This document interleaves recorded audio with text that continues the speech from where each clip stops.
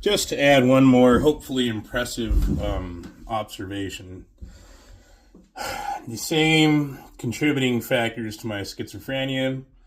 You can Google hereditary conditions, conquistador families, northern New Mexico, and see we have a whole bunch of hereditary disorders, conditions, packages, whatever you want to call them. Well, now that I'm out in Virginia and North Carolina, I could see the same things amongst the sort of pure blood, purebred, inbred Roanoke colony descendants and other colonial descendants. Conquistadors were Spanish colonies, while the English colonies here I've roommated with at least one very, very inbred white man who is clearly at least 10th generation, Virginia descendant of the original colonies. And I'm guessing my story is not unique because I used to think, well, maybe it's just an ethnic genetic inferiority, right? The Native American DNA. I'm not producing the enzymes to process and metabolize cannabinoids. Likely I was born with larger amygdalas and, dopamine receptors and dopamine transporters across the synapse, right? DISC1, DO2, those, genes for dopamine receptors and things like that. And I know I personally know white people who, under the exact same conditions, identical conditions, do not experience schizophrenia from secondhand marijuana. And they are what I used to think was largely fine and unaffected by marijuana legalization policies. But this is not true. The white overdose death rate has skyrocketed with marijuana legalization. The gateway drug effect, whitey is not immune to. And I'm willing to bet, of course, there's white people in Lynchburg where I'm at now, but just in general, who are just like me, who experience adverse effects to cannabis legalization and end up schizophrenic from cannabis, etc. Now, some doctors will say not everyone who smokes cannabis or experiences secondhand exposure, which is forced drugging, experiences psychosis. But I would disagree. I think the high is the psychosis. Those are symptoms of psychosis, right? Lost time, false memories, detachment from reality. I mean, what's the point of smoking it if it doesn't have an effect? It's placebo, right? There are direct correlations in white majority countries like Denmark that show schizophrenia has increased. This is a 20-year study that schizophrenia has increased in Norway, Denmark, etc. with legalization, and there's also a direct correlation with potency increase and schizophrenia increase, including ER administration, intake visits with cannabis-induced psychosis as, the reason written down, documented on the chart. So, yeah. But to show you how much I've recovered from my brain injury.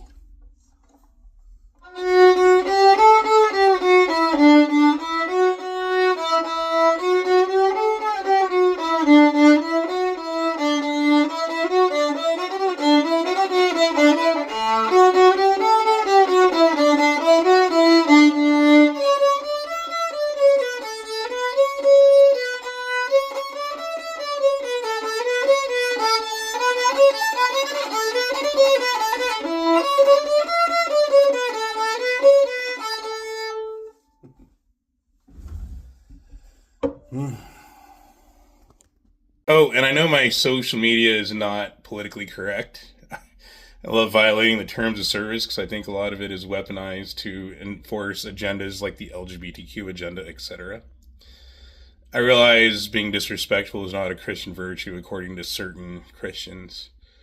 And I've experienced firsthand the Baptists will compromise their values for money and stuff like that. So I hold no expectations to, any of these institutions that have Baptist in the title to be Baptist in behavior or to match their behaviors to their beliefs.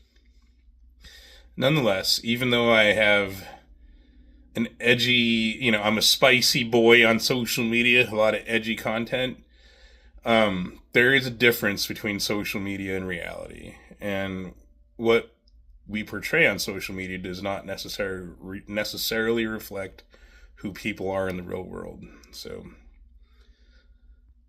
please don't let my social media, offensive posts be a bar to my employment.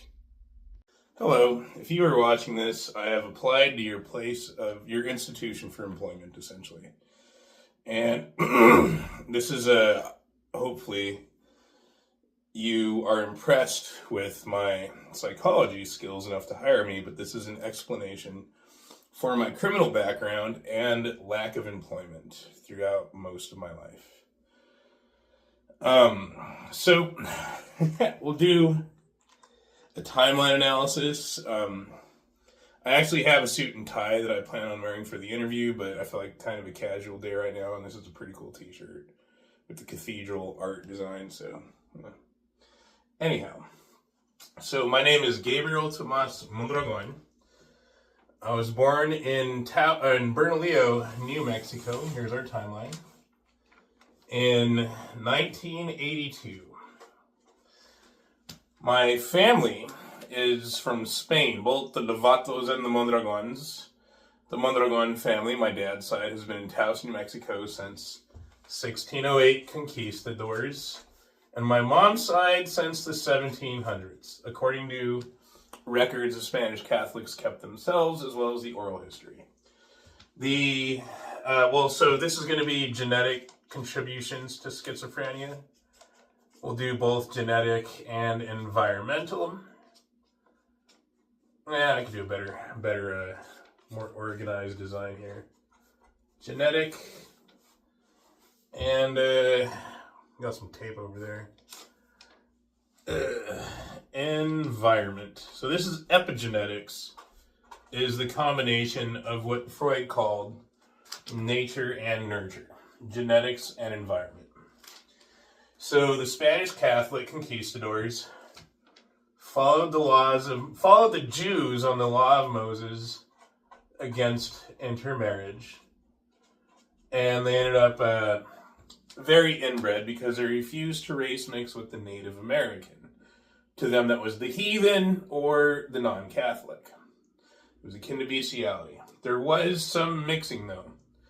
My brown skin, eyes, and hair, non-European traits, come from my dad's side. I did the ancestry DNA. I have 30% Native American DNA, which I get from my dad, along with a hereditary high IQ. And I get schizophrenia from the mother, who is more of the white traits, more of the white Spanish, white European traits. So, born in 1982 now, when I analyze the history of my life, when I apply a timeline analysis with a factor analysis overlap to identify cause and effect relationships between, life events. My parents were divorced before I was a year old. So I can only assume they did not follow Catholicism and got pregnant and then got married because they were pregnant. And I attribute that to the corruption by the drug and sex revolution. Now, there are a lot of studies that I'm aware of where some people are more genetically susceptible to psychological malleability and manipulation than others. I attribute this to my Native American DNA, but Europeans are also negatively affected by destructive media. My conspiracy theory is this is part of a plan that was set 40 years in advance. Everything that's happening today, in the 1960s, America was 90% white and Christian. And so drugs and pornography are eugenics. They weed out the genetically inferior from the population. There's a lot of science behind that, including a genetic predisposition to schizophrenia, which I get from the mom's side of mostly Europeans, which is interesting because Native Americans were more inbred than Europeans due to thousands of years of intergenerational incest on the Americas without global trade routes or, any sort of genetic admixture. And this intergenerational incest over, prolonged centuries led to things like the Native American pancreas and liver not secreting the enzymes necessary to process and metabolize alcohol into sugar, Hence why Native Americans have a 13% alcohol overdose death rate, where it's 5% for everyone else globally except Aborigines, and for the same reasons, along with diabetes, kidney stones, and other things like that. Ethnic disproportionate, statistics. So, causes. Those are causes. We have genetics. Inbreeding caused the gene mutation of schizophrenia that I get from my mother's side. So, since I was a kid, my dad told me that I would have diabetes no matter what. It was hereditary.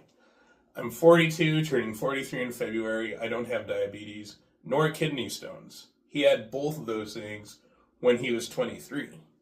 So I've applied diet and exercise to prevent what he says was inevitable, diabetes and kidney stones, due to our Native American genetics. Schizophrenia I get from my mom, but we'll get into that later. So I grew up poor and Hispanic in New Mexico in the 90s and early 80s or late 80s. And my one chance out of poverty, I had scored gifted when I was in 5th grade, 1992. That was because my mother had promised me a Wolverine toy with retractable claws. And in 1992, that was a big deal. I used to watch the X-Men cartoons on Saturday morning. So I got straight A's, no problem. The school tested me. I registered as gifted. I was eligible for grants in a private school. Unfortunately, because the corruption of the drug and sex revolution that caused a single-parent household, my dad pursued his degree in philosophy and had no income. So he couldn't afford to feed and house himself, let alone me. My mother had my older brother out of wedlock from an alcoholic Marine who did not stick around. So my brother was in kitty jail that summer for theft, right? He was part of a Hispanic gang. And both my parents knew if they did not get me out of my mom's house and away from my older gang member brother, that I would have no chance at a future or grants into private school, etc. And back then, as a poor Hispanic, that was my one chance out of poverty.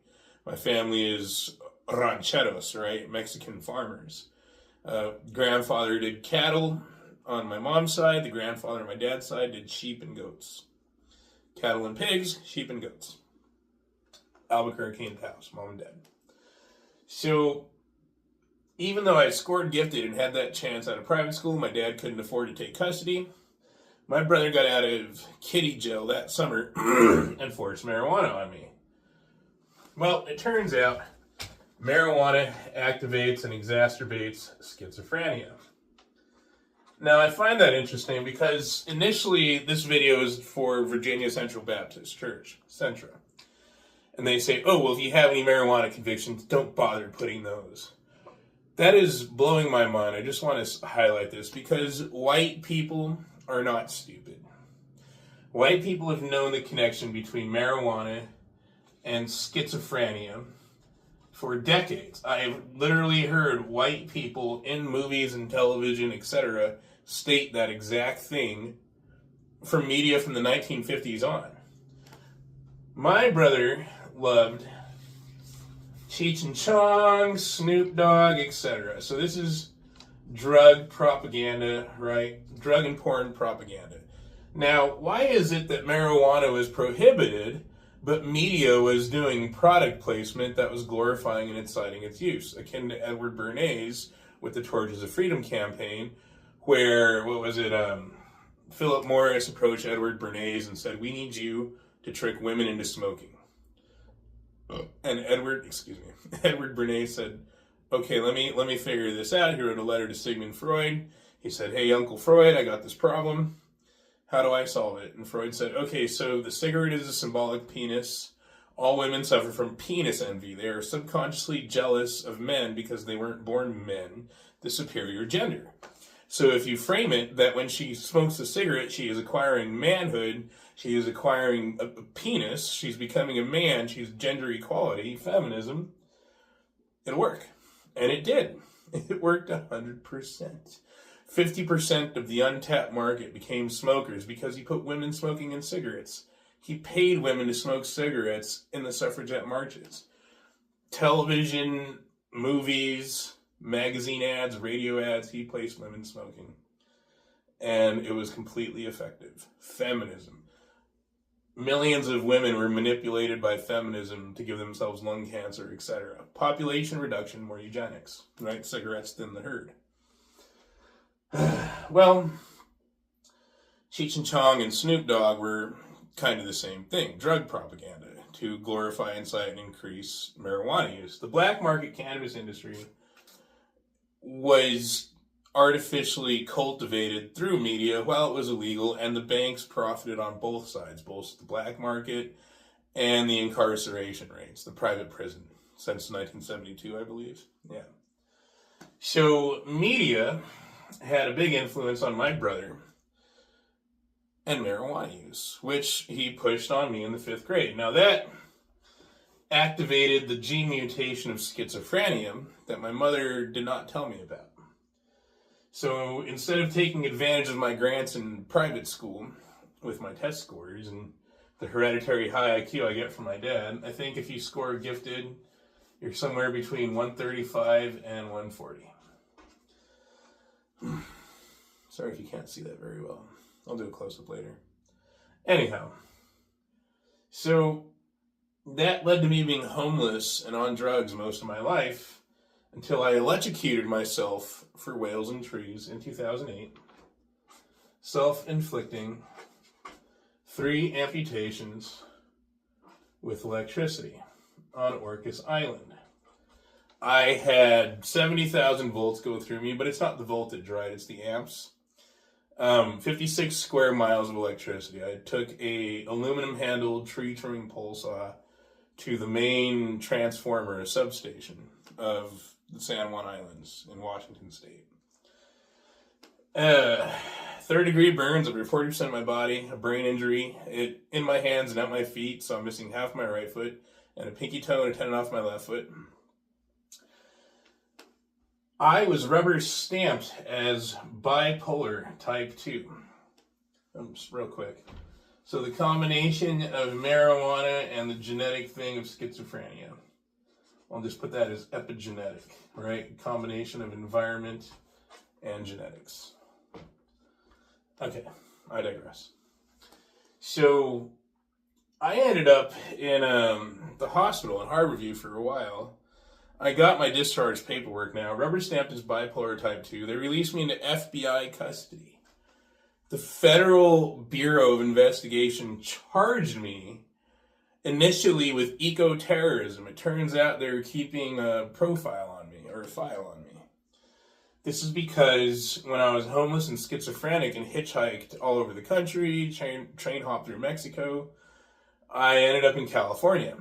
And in California, I had protested the war in 2008. The leftist liberals, and I hate left versus right, I don't really believe in it anymore, but the lefties did utilize me as a homeless and mentally ill person to do their protests. They exploited my mental illness for their own personal gain. They're not the only ones who do that. Conservatives do it too. But that somehow led to me living in a tree, in an old growth redwood, to save it from being cut down. I was a great climber. I lived 200 feet off the ground, didn't touch the ground for 8 months, right? And I was just homeless and schizophrenic. I didn't know what I was doing. But they were giving me marijuana, and I did that to come off the harder drugs, because there was a lot of the gateway drug effect in my life. Marijuana led to methamphetamine, cocaine, etc. So I quit methamphetamine and all the hard drugs on my own. I thought only natural drugs like marijuana were harmless. I was wrong. Quitting methamphetamine in the tree, the FBI didn't care about any of that. They had me down as an eco-terrorist for protesting the cutting of old-growth redwoods. So when I got electrocuted, I told the sheriff I did it to punish the rich white people for the death of killer whales and the destruction of rainforests. Now, I just want to highlight right there that moment. How is it the highly trained Federal Bureau of Investigation couldn't tell that that was a huge sign of schizophrenia or mental illness. Anyhow, they let me plead down to destruction of government property. I got 2 years probation, which forced me to quit marijuana. And then I was just released on my own, and I ended up on Vashon Island. That was terrible. That was a horrible mistake. So on Vashon Island in 2009, I apparently accosted some young ladies who were underage.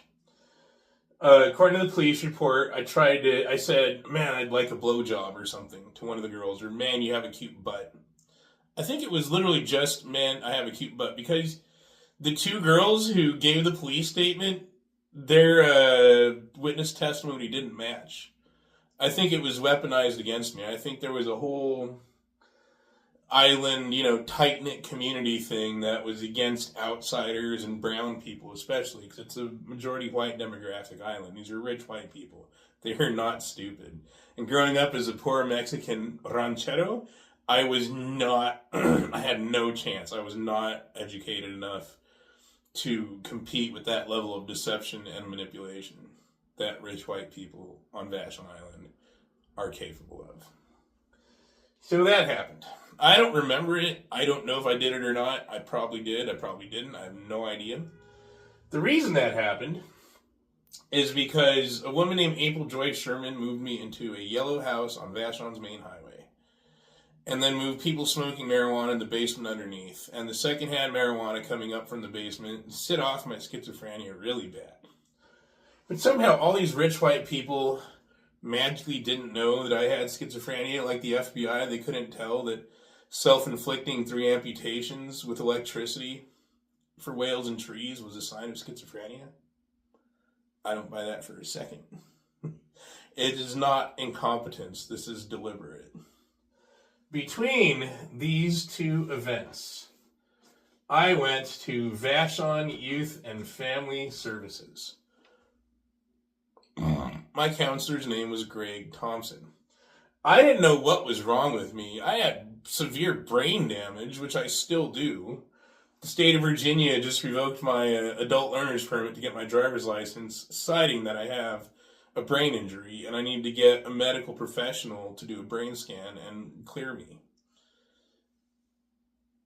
But somehow, Greg Thompson at VYFS saw me come into his office fresh with self-inflicted amputations with electricity and said, oh, you're fine, there's nothing wrong with you, get a job. My conspiracy theory there is Greg Thompson, he had to know that I was schizophrenic. He had decades of experience as a counselor. But drug dealers, specifically marijuana growers and dealers, but they do other drugs as well. Wherever there's marijuana, there's meth, there's coke, there's etc. The gateway drug effect is real, hence marijuana legalization correlating with an increase in fentanyl overdose, methamphetamine overdose, heroin overdose, etc. Population reduction, eugenics. Drugs and porn weed out the genetically inferior. They reduce the white population for replacement with immigration. It's all by design. The hierarchy of Vashon's power structure likely means drug dealers above Greg told him before I ever set foot in his office what the outcome would be. The game was rigged from the beginning. That's a very, very much likelier explanation than an experienced counselor couldn't tell that someone who self-inflicted 3 amputations didn't have a mental illness, or that marijuana wasn't setting it off. All I knew that these 2 events have in common are the same thing. Untreated mental illness causes bad things to happen. They were okay when I was the victim, but when someone else is going to get hurt as a result of my untreated mental illness, I tried to prevent that. They're not okay with that, right? But I tried to prevent the second incident from happening. Now, the first incident could have been prevented, and we'll get into that. But in 2009, when it happened, the charges were not filed until 2010. This is a very important detail. Aside from the fact that I tried to prevent it myself, and I'm not technically accountable, by reason of insanity, right? I had a brain injury. I had 70,000 volts go through me and schizophrenia, undiagnosed and untreated deliberately. I think that's how the island keeps its population down, right? Keeps the Browns off the island. Yeah. They knew what they were doing. This is all, yeah, deception and manipulation. This could have been prevented had I just gotten like a caregiver or medication or some sort of mental health care and treatment, which I sought. Anyway, so this guy named Theo approached me. I think he's an Ashkenazi Jew. And he had a black eye. He had started this whole like anti-pedophile thing, essentially. And he tried to stop, if memory serves correct, Austin Stone and these other Vashon Island young men from having sex with underage girls at the beach parties on Vashon. Now, Austin Stone and the Stone family, these aren't just rich white people. These are seventh generation islanders. So they beat the crap out of that Ashkenazi Jew and he backed off. The detectives of Vashon Island made a statement where they were aware of the underage girls going to these parties and having sex with the drugs and the booze and whatnot, right? Good old white people, totally pagan without Christianity. But Theo then targeted me. Now, I had no family, no support, one hand, brain damage, and schizophrenia. I was easy prey.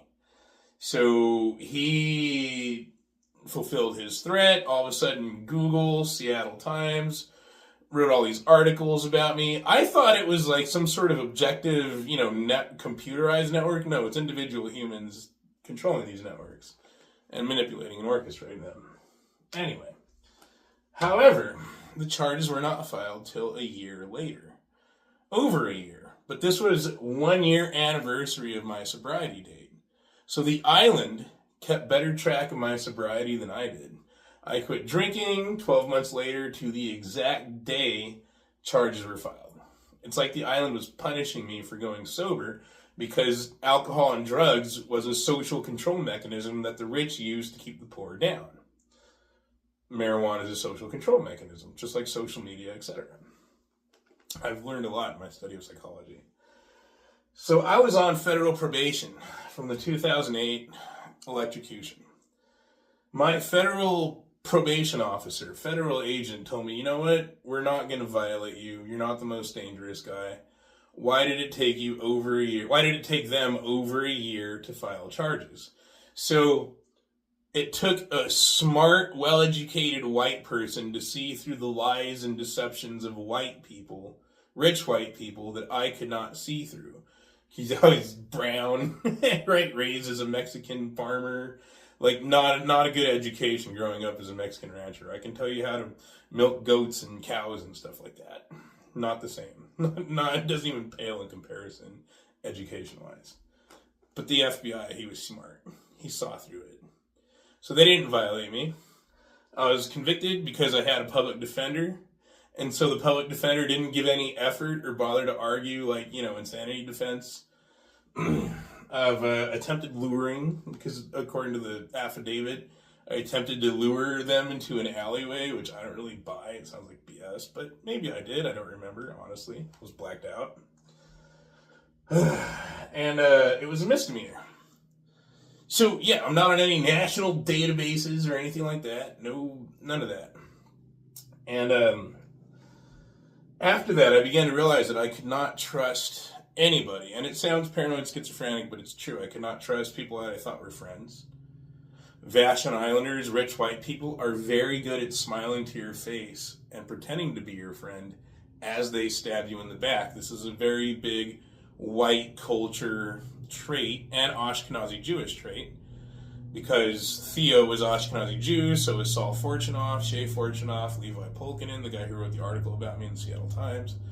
Not one of them were honest enough to admit that I had schizophrenia or marijuana was setting it off. And this is a very big white culture thing where you have a strong economy, capitalism, essentially you have incentive for deception, manipulation, predatory practices of capitalism, which includes manipulating people's trust for personal gain at their expense. which I've learned about in psychology recently, the abnormal psych that I took. It's like the good cop, bad cop thing. Pretend to be somebody's friend can be a more effective way of extracting information from them than, aggressive and direct confrontation. Anyhow, so this is where I started studying neuroscience and psychology and self-applying anything, because multiple failed attempts at state-provided mental health care happened, not just with VIO, Vashon Youth and Family Services and Greg Thompson, but I think again in New Mexico, Ohio, and New Mexico, and then I just stopped bothering. In this thing, this part right here, one of the first things that I read was Dr. Albert Ellis, Reason and Emotion Behavior Therapy. And he taught me to isolate and identify contributing factors to maladaptive thoughts and behavior. So I identified the whole Puget Sound as a hypersexualized hookup culture of drug abuse and addiction. I look at that as white people without Christianity are inherently pagan, perverted. I correlated it with the syphilis and alcoholism rates throughout Europe, especially London, Victorian era, etc. White man can't live without the booze and the drugs and the lust and the greed. But that's what got me back into faith, because the actions of Catholics here drew me away from faith. I thought if I returned to Christianity, then I would find communities that were drug-free and sexually moral. I was wrong. Even the red states that I moved to, yeah, lots of drugs and sexual immorality. So there's that. But in this process, I moved back with my mother, or I saw my mother again. And at this point, my brain injury was recovering, because I also began to self-apply neuroscience by self-teaching violin, studying second languages, reading every day, brain exercises, just along with physical exercises to regulate dopamine levels, sobriety, abstinence from drugs, and avoiding secondhand marijuana. Involuntary exposure to secondhand marijuana is forced drugging, which does cause me positive symptom presentation and negative symptom presentation, like social withdrawal. So I told my mom at one point, because in the self-application of mental health treatment, I identified genetics as a root cause. And so I asked my mom, I said, hey, there's something clearly wrong with me, and bad things are happening as a result of it. I need to get this treated, right? Treatment of my mental illness will stop these bad things from happening as a result of my untreated mental illness. Marijuana legalization doesn't reduce mental illness. It doesn't treat mental illness. That's like pouring gasoline on a fire to try to put it out. It's not going to work. You're making it worse, right? So all these white liberals and pro-marijuana conservatives, they only cared about money. So they only contributed to increasing the mental illness, not decreasing it, only to increasing problems that were profitable, not preventing problems at the sacrifice of money. Greed is the white man's moral compass. Capitalism? I don't know. Anyway, my mom displayed what Dr. Albert Ellis calls an involuntary emotional response to an activating event. When I told her I was going to check myself into the state mental institution, she started crying and said, "No, they will hold you down on cold steel table and force needles into your arms." And I realized her mother had been there and they had done this to her. So I went behind my mom's back and filed a personal representative request order through the state, through the courts, to gain access to my deceased grandmother's medical records. I have those documents along with the discharge paperwork and anything else you might want. I might attach those to the resume along with this link. My grandmother, they destroyed all the records after 10 years, but they still had her ID card on file.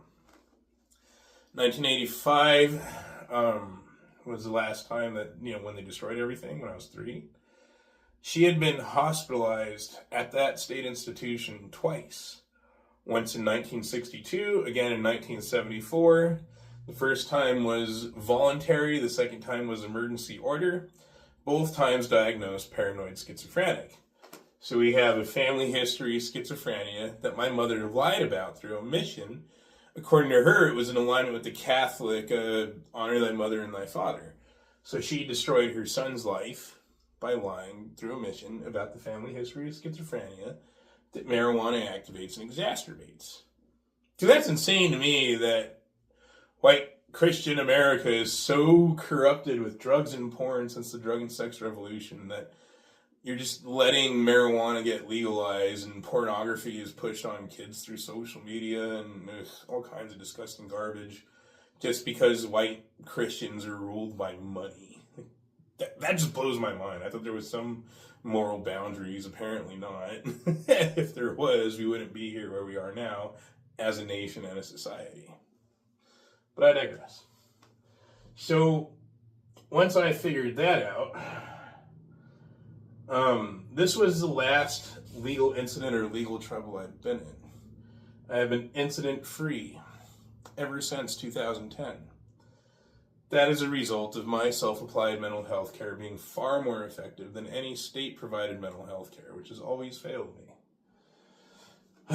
The hereditary high IQ and the absence of secondhand marijuana has led to me being in Liberty University with a decent GPA. I had it up to 3.9 at one point, but it kind of suffered because with Trump being elected and he's a slave to the globalists, he is a globalist, so he's going to legalize marijuana because it's part of the agenda, right? The same drugs and porn increase LGBTQ rates. This is factually proven. Everything I've been saying for years that I've had, social media people call me a liar and I get censored and banned and shadow banned for, I find to be true in all the scientific books that I'm reading in the forensic psychology course that I'm taking. So that's nuts to me that society can be that corrupt, right? The fall of man. Human nature is corrupt. It's our sin nature. I don't know. But in this process, right? Yeah, so my work history. In 1999, I dropped out of school, got my GED, and ran away from home. I ended up couch surfing, and my roommate there, this will be in the resume. I'll put this in my work history. But I ended up working as a caregiver for over a year, and the details will be in the resume. After that, I worked as a caregiver again because in 2018, they accidentally dropped me from disability because one of my roommates with all the Craigslist house shares on my disability income, I get the worst roommates. Well, this guy was a methamphetamine user and he was stealing the mail, so I never got the letter from Social Security to tell me to come in and get recertified. Instead of getting back on disability, I said, screw that, I'm going to work. I got a job as a caregiver again. I've had jobs between then and 2000 and 2018, but they've just been short and I don't remember most of them. One job, because I followed Greg Thompson's advice, was at a Kent, moving cars for Ford, and I wrecked 5 cars in a week and was fired by my second paycheck. That's how I know you guys are full of crap, white people. My brain injury and mental illness was never acknowledged as valid. There was a deliberate effort to suppress and deny any acknowledgement of my conditions. Then I tried to buy a firearm to protect myself because I was constantly victimized and bullied as a result of my amputation, schizophrenia, and brain injury. My firearm purchase was denied on the basis of mental illness being valid. So how is it my mental illness was invalid as a legal defense, but then valid to deny me a firearm? Well, I'm experiencing that in Virginia, so it's not just the liberals. In Virginia, I had to pay $131 to court because I got hit by a car on a bicycle. So my brain injury wasn't valid for a legal defense, but it was valid when it comes to taking my license away. How is it simultaneously valid and invalid, right? That's pretty weird.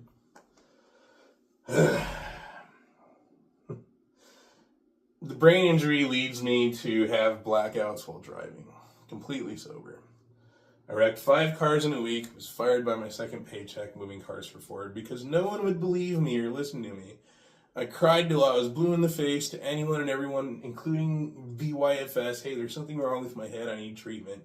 And everyone said, no, you're fine. No, there's nothing wrong with you, even though there was clearly something wrong with me. This period of no incidents, that's because I've learned to protect myself from people like you. Whoever's watching this, white, Christians, Mexican, Catholics, the government, atheists, liberals, conservatives, all liars.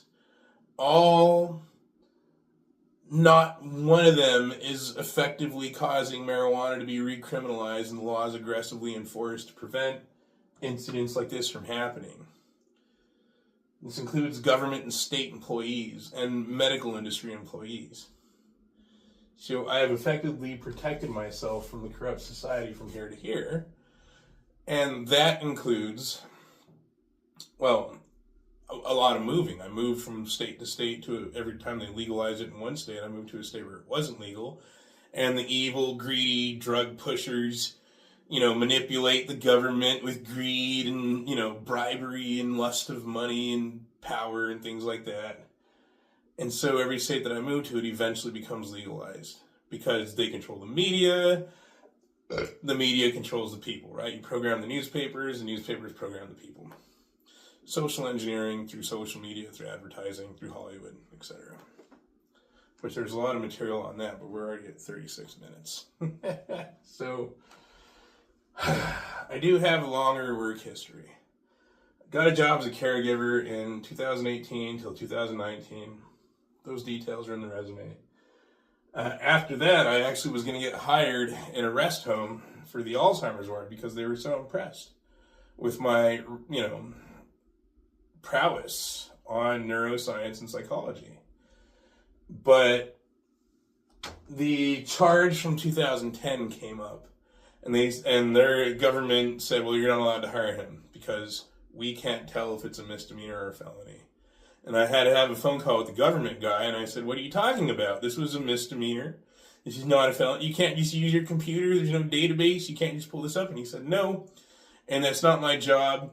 You got to do it. And I was like, what? And so I wrote a letter to the judge. Never heard back. If this is an issue, and you want to hire me, but, the legal thing is an issue, let me know, and I will do whatever I have to do to get a copy of the report and the ruling and all that stuff, because I don't want to die alone on disability, abandoned, isolated, and neglected by a corrupt society forever. I want to work, I want to get a house, wife, kids, off disability, financial independence. It blows my mind. It's insane that white Christians are just as corrupt as the white atheists. And so greed and money is their moral guiding compass, and so all this stuff is even being allowed to happen. Like, why am I being punished for doing the right thing and quitting drugs and saying no to drugs and quitting alcohol and, going to school and trying to get a job? But wickedness and evil is rewarded because money? That's weird. Anyway, please consider hiring me. Thank you for your time. Right, one more thing. So now that we've identified causes, what could have prevented all this from happening? Well, the little girl thing could have been prevented with Greg Thompson providing adequate and effective mental health care and treatment instead of deliberately depriving me of it out of corruption. But my self-electrocution, my years of homelessness, all that could have been prevented had my Spanish Catholic mother just been honest from the beginning, especially when she saw me going homeless and falling off the grid and falling through the cracks and running away from home, and just said, hey, you got a family history of schizophrenia, your grandma was schizophrenic. What could have prevented my brother from forcing marijuana on me in the 5th grade? Had my Spanish Catholic mother and father followed Catholicism and waited until marriage, a 2-parent household, a Christian, what do they call it, the family, a Christian nuclear family, where my dad was working and my mom was at home to prevent my older brother from forcing marijuana in the 5th grade, which activated the schizophrenia, that could have prevented it as well. That dad and mom being moral and not corrupted by the drug and sex revolution and feminism and women's liberation and abortion and all that stuff could have prevented that, which could have prevented that, which could have prevented that, which could have prevented that, which could have prevented that. At 42, I'm in university. That's where I should have been when I was 16, because my test scores were good enough that I qualified for programs to be in university at 16. So I'm hoping to break the cycle. And I hope you give me a chance and help me to break this cycle by gaining employment. I know society's corrupt. I get it. Money it keeps the lights on, and morality doesn't, right? Jesus doesn't pay the bills, but profit does. I understand, but well, hopefully you give me a chance. Promise I won't let you down. I wake up at 5:30 every morning to go to campus for all of fall semester. So I will be there on time every day, hardworking. I shower, I brush my teeth, etc. Thank you.